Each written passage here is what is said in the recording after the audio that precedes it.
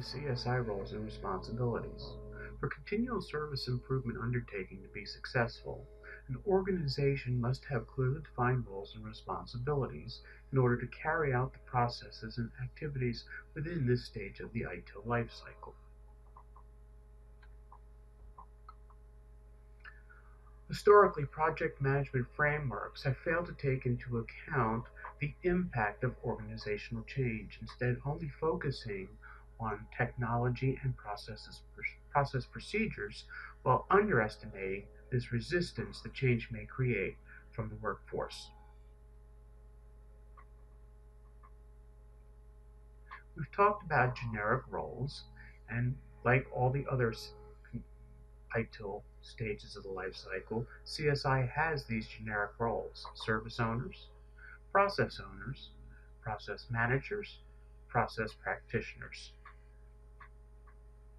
Specifically to the CSI, we have the two following roles: the CSI manager and the reporting analyst.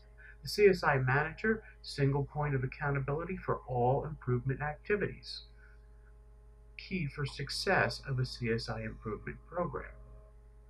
The CSI reporting analyst, this is a key role for the CSI, who often works in conjunction with service level management to ensure that we get a precise picture of the service achievements that are taking place and that they're measurable and meaningful.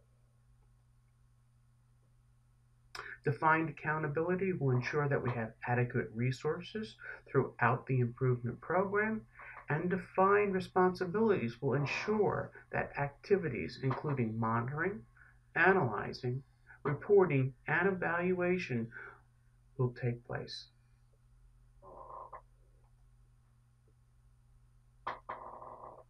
The 7-step improvement process works with the CSI manager to ensure that the appropriate elements of the 7-step improvement process are incorporated into all phases of the service life cycle.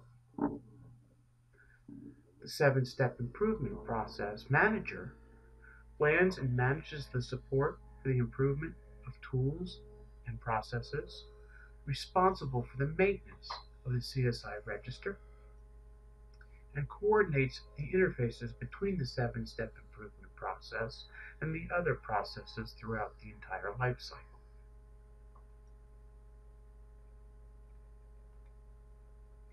All roles are responsible for CSI. In other words, everyone plays a role in continual service improvement. Improvement doesn't happen on its own. It doesn't happen in a bubble. It requires a structured program with allocated resources and commitment from senior management.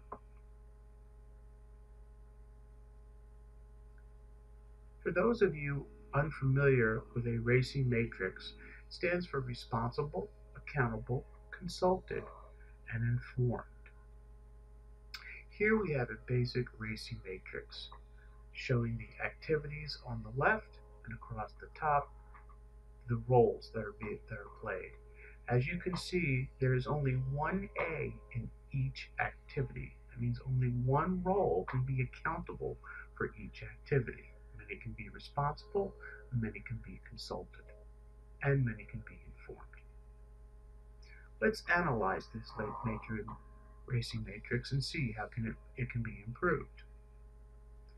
Under initial diagnosis activity, we see that there is no responsible role. There has to be at least one responsible role. There can be many, but there has to be at least one. In the activity of assigning from second level to third level, it shows that the users need to be consulted. Here we know that users only need to be informed as an assignment moves from one level to the next. In this matrix, we also see many consulted, and this can become a bottleneck and cause the process to slow down.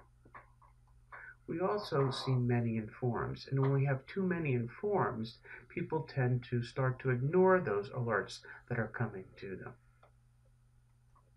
And finally, under the close incident task, we see multiple A's. And as we had said earlier, there can only be one accountable party for each task.